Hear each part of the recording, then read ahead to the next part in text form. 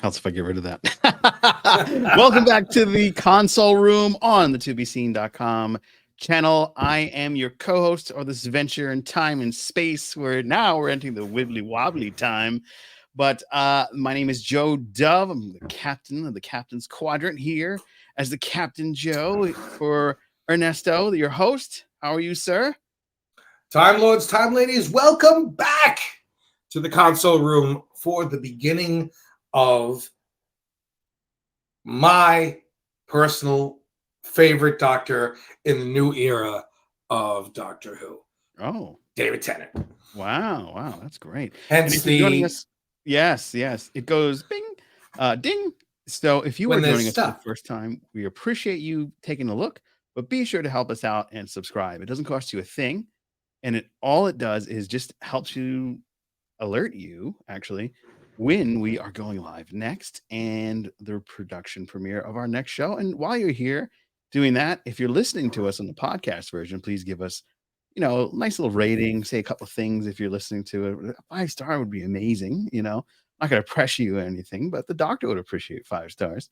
And give us a like if you're watching on YouTube. It's absolutely free and it helps us out so much. All right. With all of that wonderful things being said, we are jumping into the fray of another new Doctor Who. Doctor Who? Doctor Who? Doctor Who? Doctor Who? Fellas, you're never going to stop asking.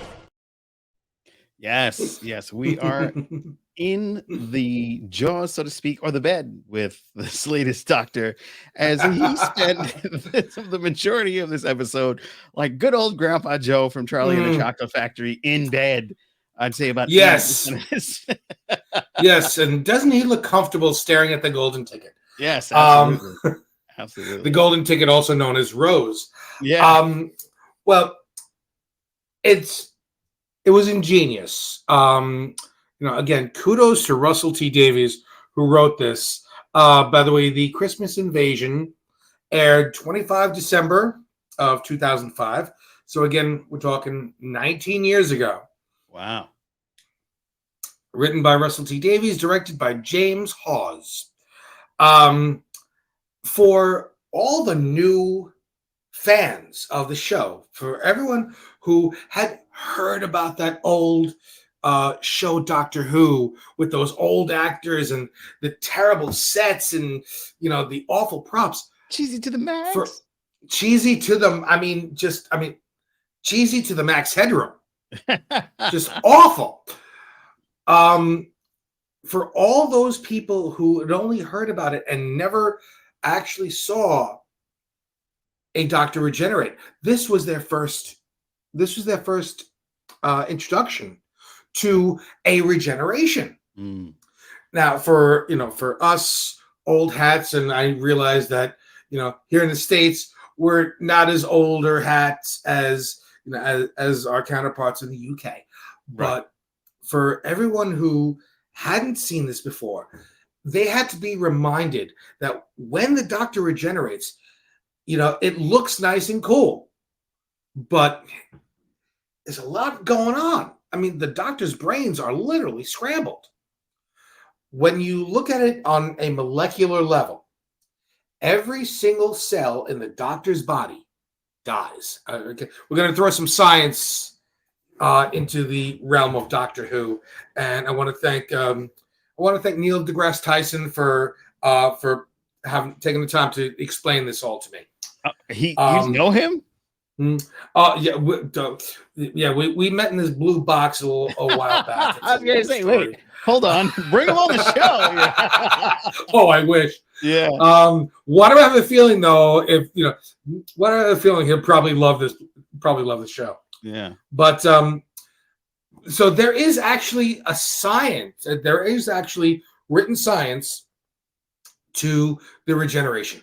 The Doctor's all the cells of his body die and are literally reformed and remolded and rejuvenated. Now, imagine that. That includes your brain cells. So when he goes through this process, he is a completely, he, she, they are a completely different person. They have the memories. They know they are the doctor.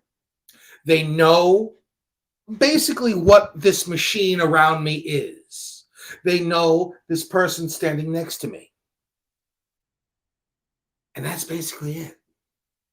They need some time. And we'll go through this when we get to the first Peter Davison episode. There's a specific room in each TARDIS called the Zero Room, where the Time Lord would go into, and it's a null state. There is no technology. It is completely cut off from the outside universe, and it actually helps the Doctor or any Time Lord through their regeneration, and they literally come out of the Zero Room a new person. Unfortunately, the Zero Room was jettisoned to help the Doctor escape certain doom. So there goes that. Wow. So every Doctor, almost every Doctor, some regenerations are different. In fact, actually, pretty much all of them are. As we'll see, right, he was right going in. He was like, "Hey." But now you see. So now here was where things were different. That was the first bi-generation where, yes, the 14th Doctor was killed. The laser through the chest will kill anybody and force him to regenerate. But there was something about this particular generation where he was able to split. So Ncuti was able, so the 15th Doctor was able to forego a lot of the confusion of being a new person. So in a way, that's actually good for him and the character. But in every other iteration, which is one of the reasons why the Doctor's first episodes are always very interesting, because who the Doctor is in this first episode is usually not who the Doctor is in their last. Oh, yeah. That builds the arc. Yep. And there he is saying it himself. The faces that David Tennant. And one of the things that I love about David Tennant is he is not short on making funny faces. he emotes such character into this iteration of the Doctor. I absolutely had a blast with him. Absolutely, without a doubt. This was the first time I had to warm up to a Doctor. Didn't really. I dug this episode now that I've seen it for the first time in maybe 19 years. I literally only saw this once. Oh wow, really? Yeah, I didn't really hop on the bandwagon until the middle of the second season. And in the middle of the second season, like, yeah, this dude's amazing. And then I really got into it. But I never had gone back until I think, like, randomly I've seen somebody else watching it. And I was like, oh, this is a David Tennant episode. And so this is the first time I've actually been able to rewatch this very episode. I'm happy. I'm happy that I was able to help you experience this again. A little bit about David Tennant. Born 18th April 1971, which means son of a bitch is 364 days younger than me. Nice. Born David John McDonald. Oh. In Scotland. Ronald's cousin. Yes. A graduate of the Royal Conservatory of Scotland. Oh, fancy pants. Yes. Started acting in 1987. So during the majority of his tenure as the Doctor, David Tennant was single. Now imagine that, if you will. Okay, you're this obviously very handsome man on this incredibly successful TV show. And he's single. Works for him. Yeah. That is until, of course, he met a beautiful blonde lady by the name of Georgia Moffat.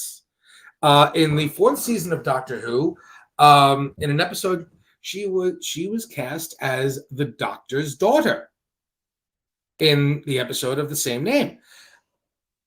A whirlwind romance. Georgia was older than David, but she pursued him. And even though with all the obstacles between them, they fell in love and they were married in 2011. They have 5 children together, including Ty Peter Tennant, who was George's first child from a previous relationship that David actually adopted. Oh, that's sweet. Yeah, well, again, if as if you didn't as if you needed one more reason to love David Tennant, the guy is probably the best step. He is the benchmark of what a stepdad should be. Yeah. Ty Tennant has become an actor himself. He's in the new Game of Thrones show. That's Age of Dragons. Yes. Me too. Yep. Very handsome man. Looks just like his mom. And if you remember a couple episodes ago, I was telling you guys a story of David Tennant was at a convention where his father-in-law. Did I happen to mention that Georgia Moffat is the daughter of Peter Davison? Peter Davison, the 5th Doctor. Yes. So get your flow chart here because you're going to need it. So the 10th Doctor married his daughter, the Doctor's daughter. Yeah, married the 5th. He married the Doctor. No, because she played the Doctor's daughter in the episode The Doctor's Daughter. Oh. But she's also the Doctor's daughter. She's the daughter of the 5th Doctor. Wow. So, yeah, talk about timey-wimey. Yeah. So, I mean, literally, I honestly, when this happened, I think Russell T Davies' head probably exploded because even he couldn't write this. Yeah. You know, it was just so perfect.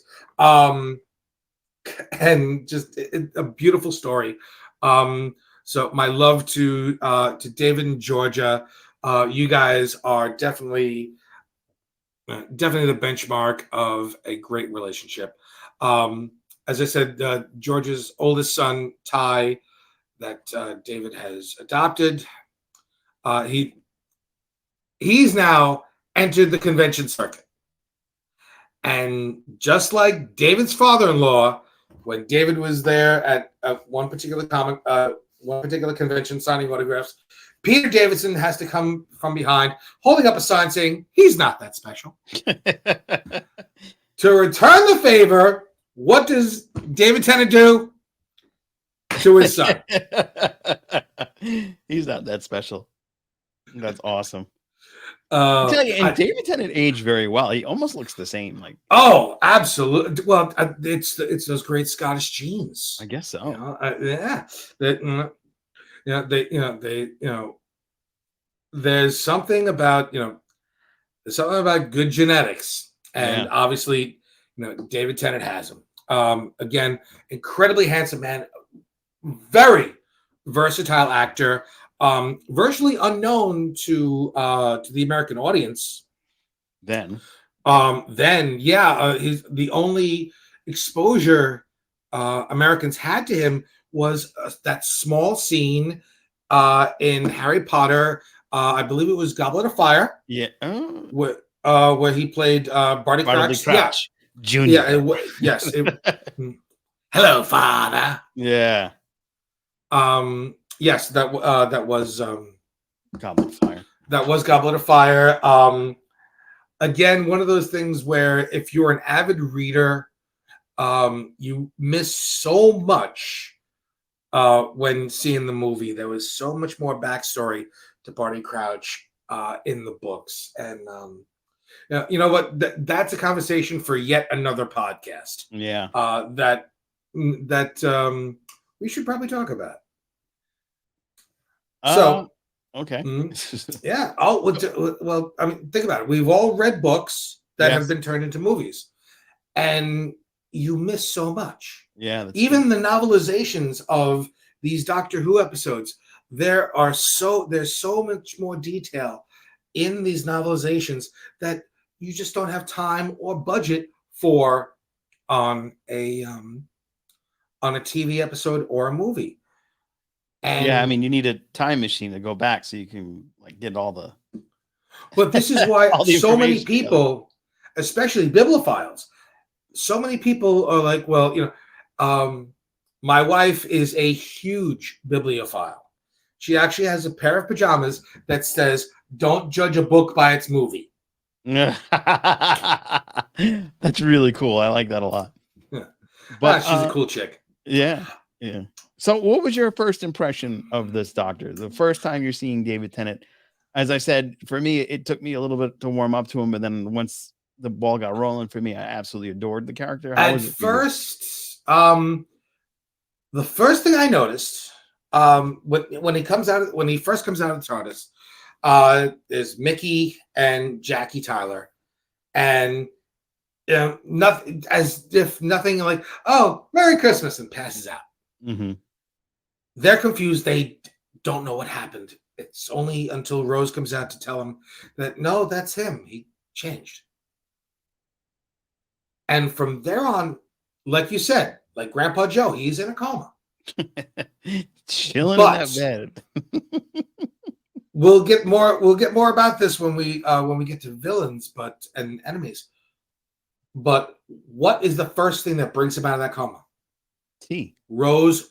No. Oh. Rose whispers in his ear, "Help me." Yeah. Boom! Wakes up Sonic, blasts out the Christmas tree, and saves Rose. Yeah. He's in a coma, getting through his regeneration. All Rose had to do was say, "Help me." Yeah. And speaking of Rose. See, I met this person and I got whooshed away across all space and time. I mean, I had the most amazing adventures, really. I mean, you wait till you hear, because I'm going to tell you them all. So Rose is an interesting character companion. She jumps back and forth between like ultimate badass and damsel in distress, like drop of a hat, Yeah, she can be with her bad wolf persona in the first season. She was the ultimate badass. Little bit less in series 2. Mm-hmm. We touched on this when I believe it was one of our first episodes, where I told you my whole crazy theory that not when Nine regenerated, he kind of subconsciously chose a younger, more handsome face. Mm-hmm. Because he already had feelings for Rose, and he wanted Rose to not only be emotionally but physically attracted to him. I will die on this hill. I firmly believe that. And we're starting to see this, and we see evidence of my theory as this episode progresses. As far as companions go, we have mostly the same companions. Rose, obviously. Mm-hmm. Mickey, Jackie Good returns. old Mickey, mate. Yay. Mickey the Mouse, as Captain Jack calls him. We're also reintroduced to a lesser companion, but still one of my favorites and an integral plot device. Now, Prime Minister Harriet Jones, Mm-hmm. played by Penelope Wilton. And she gets everybody killed. Yeah. I don't know what she was thinking in this one, man. Well, what she was thinking was what Russell T Davies wrote for her to think. Yeah. To set up the spinoff of Torchwood. Right. Torchwood was hinted at in Heavily. a couple of episodes in season 1, but it was really they were really gearing it up. It was in heavy pre-production, if not production, when this episode was shot and aired. So in fact, chronologically, the Torchwood Institute was formed by Queen Victoria in 1879 in the episode Tooth and Claw, which is season 2, episode 2. So after there's one episode following this called The New Earth, and then this great episode called Tooth and Claw, where the Doctor accidentally travels back to 1879 and runs into Queen Victoria herself. And this is when we get the clock tick men, right? No. That was the girl.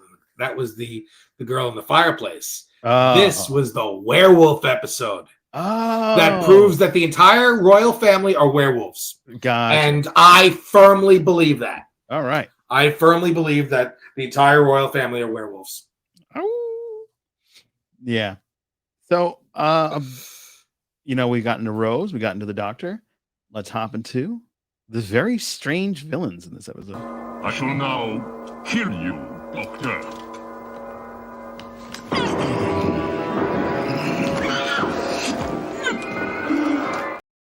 Yes, very strange and interesting villains. Very strange. The first appearance of the Sycorax. But before we get into this, I want to just mention one last companion.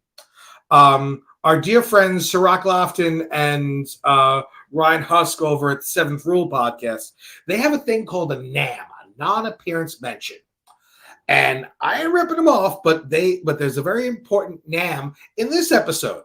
And that was Jackie's boyfriend, Howard. It's because of Howard that the Doctor actually has pajamas and a dressing gown with an apple and later a satsuma in it. Oh. So we have to mention Howard, and thank you, Howard, for having snacks in the middle of the night. All right. But so getting back to the Sycorax, the initial antagonists are what the Doctor calls pilot fish. Mm-hmm. Mickey does some research as to who they are and what they are. It's an earth term, aquatic term of a fish that follows that leads the way for a larger fish. And these pilot fish are feeding off the Doctor's excess regeneration energy. That's what's pulling them in. Mm-hmm. That's what got their attention. So their whole thing is, okay, there's a Time Lord here, and he's just regenerated, and there's all this regeneration energy coming off of him. If we kill whoever is taking care of him, then we can feed off him forever, which explains why they disguise themselves as Father Christmas and a Christmas tree. Yes. And attack Rose and Rose and Mickey and poor Jackie in this house. She thought that Rose just got her this beautiful tree, and all of a sudden it's attacking her. It's the spinny tree of death. It's just awful. Poor Jackie. Yeah. Poor Jackie. What I really appreciate about this villain is we got our first sword swashbuckling what I put on the cover of the episode, sword and sorcery episode here. And what I also liked is the main villain, they took cues from Highlander. Besides the sword fighting, that helmet is very Kurgan-esque. It almost looks like the same helmet that Kurgan was wearing in the Highlander movie. Also, I didn't get the Kurgan reference until you just said it, but also the swords that they're fighting with. In Highlander, the Kurgan used a double-handed longsword, which is exactly the same type of swords that the Sycorax leader and the Doctor are using for this duel. Great introduction again, remember, here on this side of the pond, where we have a different mindset than our fellow nerds and fellow Doctor Who fans in the UK. They're still English citizens. They're still the English or the Scottish, Scottish Welsh. They're still citizens of the United Kingdom. Yes. Who adore a good sword fight. Yes. What is more English than a sword fight?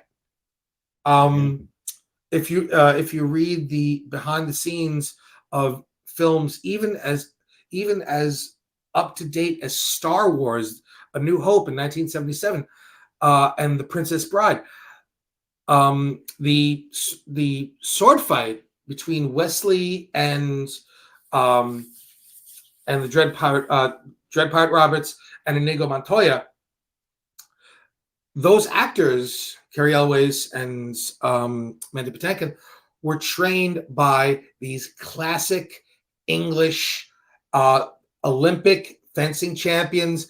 These were the guys. If you needed a sword fight in your movie, you call these two guys. What's more English than that? So it would, again, make sense that a new Doctor, we're reintroducing the regeneration aspect to the English audience. We need something to really drive home this English, a sword fight. Can't go wrong with that. And shades of Empire Strikes Back, the Doctor gets his hand cut off. And that will come into play much later, kids. Stick around. Stick around. Go back and watch our first episode. That's a great plug, by the way. That's how but again, because the Doctor is in the middle of his regeneration, he can just grow this other hand back. And as he said, this is a fighting hand. Yeah. He's ready to throw. And he does. But in true Doctor fashion, he shows mercy.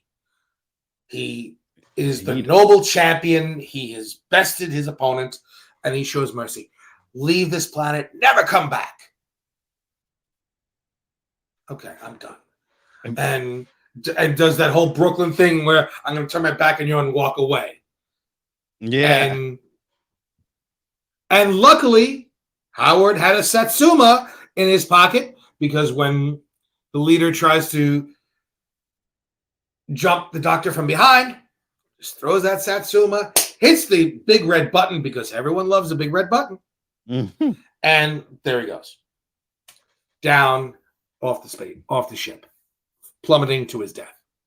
Yeah. Leaving the Doctor to, as champion, order the Sycorax, leave this planet, never come back, and tell everyone it is protected. Who is it protected by? The oncoming storm, the Doctor himself.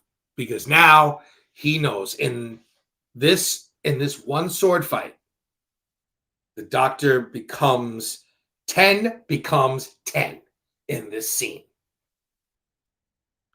And this establishes his character for his entire arc over the next 4 seasons and I believe, 5 specials. Until he utters the most heartbreaking words the Doctor has ever said. I don't want to go. Yeah. And becomes Matt Smith, the 11th Doctor. And it's funny that this story brings us there, because next week we'll be discussing the 11th Hour, the first episode with Matt Smith. You sure you don't want to? We want to go in order, or do you want to Oh, absolutely. Spice it up a little bit. Oh, yeah. Really? Let's throw a good old wrench in the machine, right in the cog. Okay. Let's go. All right. Let's go to, since we talked about the 5th Doctor, let's go and chat up the 5th Doctor's first episode. You want to do Castrovalva? Yeah. Sounds good. Okay. So, for everyone, for all the fans following along at home, as we said in one of our first episodes, watching Doctor Who has become a little difficult here in the U.S. For all of our fans in the UK, you all got it easy over there. All you got to do is turn on iPlayer and everything is there. Here in the States, we have a little bit different. If you want to see any of what is now classic Who, you have to go to the Tubi app, Tubi. It is free to join. There is no there is no cable subscription required, and you can stream classic Doctor Who on the Tubi app. So, if you know what, before we air next week's episode, either Joe or myself, or maybe both of us together, will put together a short video about the Tubi app and how to get to this particular episode, Castrovalva, that we are discussing. Yeah, but back to the cigarettes real quick. I know we kind of jumped ahead. We missed one inside joke that just keeps going on. When the Doctor comes to his senses and says to Rose, "How do I look?" Oh yes. And he asks her, "Am I ginger?" Am I ginger? That I have honestly, I'm really, really surprised that they have not put a redheaded actor in as Doctor Who yet. Rupert Grant doesn't want to do it. I was about to say Rupert Grant would be the perfect Doctor Who. Yeah. I didn't know that he had no interest in doing it. That's actually really surprising. I figured he would jump at the chance. But even one of the twins, whose name escapes me, the ones that played his brother in the Weasley brothers, yes, the twins, George and it's been a while since I read the books. I can't. So someone in the comments, please remind me of the Wesleys. IMDb real time. How are you? I can only remember George Weasley. So Rupert Grant was Ron, the youngest brother. Right. The next oldest brothers were the twins, George and folks. You're witnessing a brain fart live on YouTube. So Oliver Phelps and James Phelps, Fred and George Weasley. You're welcome. Fred and George Weasley. Fred. That's such a I remembered. I was like, I don't remember. I was gonna say a long time to see that. You know. Now I'm gonna have to go back and read the books now. Yeah, I just remember. And as the 10th Doctor said to Martha, "Oh, wait until you read 7." Yeah. There you go. Well, so that sounds like we're gonna wrap it up for this week. Yes, apparently we are, because we lost Ernesto somehow. Oh, what happened? Did you get damn blue box is malfunctioning again. I wanted to make one other quick reference.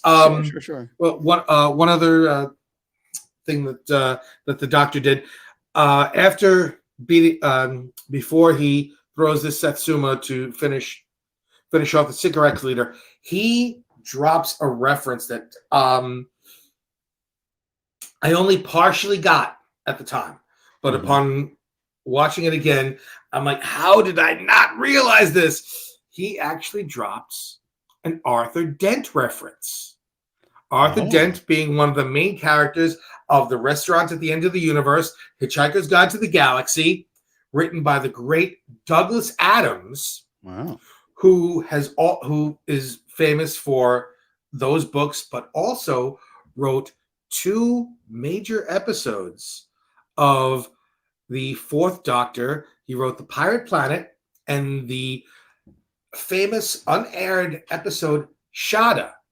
And at the time, he was also serving as the script editor for Doctor Who during the Tom Baker years. So this Arthur Dent reference was, and it's said so quickly, but this was again a reference to the, the good old days of Doctor Who, and Douglas Adams, who has sadly passed on, but at the time was still considered one of the greats of English modern literature, especially as far as science fiction is concerned. If you have not read a Douglas Adams book, I highly recommend Hitchhiker's Guide to the Galaxy. The number 42. Start there, and you will learn exactly what the number 42 means. Yes. 42 has also been in a number of Doctor Who episodes. So they continue to have the Douglas Adams references ongoing and the tribute to this iconic English author. So yes. We also didn't mention how this particular episode ends. We are all kinds of disjointed today. We're just about. This is what happens this is what happens when we don't follow the outline. Yeah. So, when the Sycorax are fleeing Earth because they've been bested, Harriet Jones gets a call from Torchwood and orders them to fire, literally shooting the Sycorax in the back. Yeah, on the way out. Yeah, shot him in the back. Yeah. They were running. And Torchwood let him have it. And this doctor was not happy about this. He was angry. Yeah. And says to Harriet Jones that he could bring her down with just 6 words. And these 6 words, when first watching this episode, you think 6 words can bring down a political leader? How is that possible? And then he says them. Not to her, but to her guy. Yeah. With the old Bluetooth in his ear. Yep. Doesn't she look tired? Enough to plant the seed of discontent in this guy's ear. And that is her ultimate downfall. Yeah. All because what did she do? She crossed the doctor. He gave them leave. He saves the earth and shows mercy to the vanquished. But no. Harriet Jones got her. Harriet Jones. That last little dig in. Yeah. All right. Well, that is going to wrap it up for this episode of the Console Room. I am going to throw to our places and other podcasts that you should listen. This is our plug spot. If you are interested in having your podcast here, please reach out to us on the Console Room social medias or at To Be Seen on Facebook, Twitter, and all those other social medias, including the Instagrams.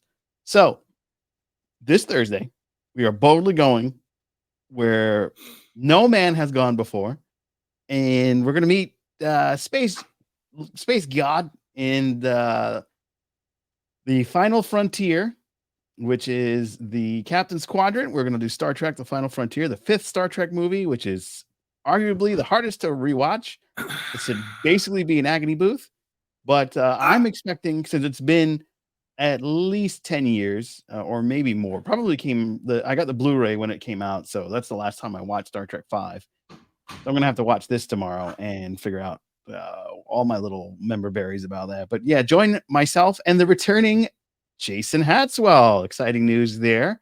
Our buddy from Down Under will be returning to the Captain's Quadrant for every Star Trek movie.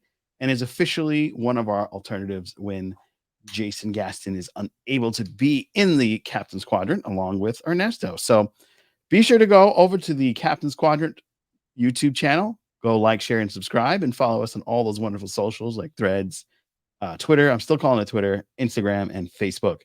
And if you are a big fan of the funnies that Jason Roy Gaston brings, be sure to check out his channel, the Jason Roy Gaston channel, where comedy goes to die. You can join all the furry people of Jason Roy Gaston's channel, all bearded or cats. They're all there for you to enjoy. And of course, I need to take an Allegra. I need to take an Allegra every time you just even mention that show. I know. Please be sure to visit our amazing producer and our good buddy Rick over at the Pop Culture Spread, where they'll be talking about movie and streaming news every Friday night at 6:30 p.m. in the US and Saturday 9 p.m. And Jason is so powerful that everywhere he goes, he's squared. So we just keep that in mind. It's Jason squared. That's why the number 2 is right by his head there. Be sure to check out our friends, the Sci-Fi Queens, twice a week, every Friday. And of course, be sure to check out Encapsulated International. You can get 3D printouts of all your favorite starships from Star Trek and much, much more. And that is it. So until next week, we're going to be watching which episode? So we remind our friends. Before you go, before we plug next week, I just want to mention that I've been doing business with Encapsulated International for quite some time. Oh. In fact, Mick sent me a little something recently that I love. Mm-hmm. But I've been kind of holding on to it, and I think maybe we may want to have this as a contest here on the console room. We'll talk about this offline, and maybe we'll start this next week. But next week we will be reviewing the first episode of The Fifth Doctor, Peter Davison. The episode's name is Castrovalva. Castrovalva. I don't remember the year off the top of my head. I believe it was 82. Again, what we'll do is we will be on the socials, so look for that, showing you exactly where to find this episode of Doctor Who, so you can watch along with us, or at least be prepared for when we give our opinion of The Fifth Doctor, Peter Davison, starring in Castrovalva. Yes. Or if you are one better and you have more notes for us, add them in the comments. Make sure you comment below and let us know if we missed something or there's something that you can't be without. We didn't spend enough time on, in your opinion. Let us know in the comments below, and we will see you next week.